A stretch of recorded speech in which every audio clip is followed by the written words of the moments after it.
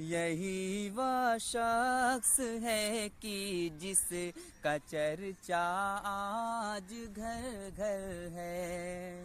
यही वह शख्स है कि जिसका चर्चा आज घर घर है।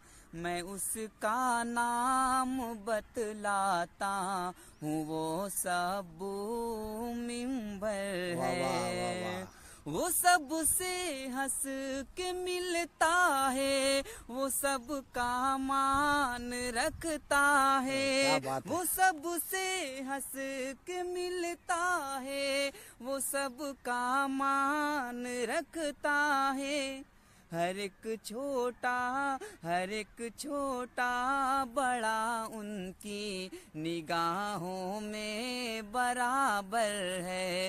हर एक छोटा बड़ा उनकी निगाहों में बराबर है।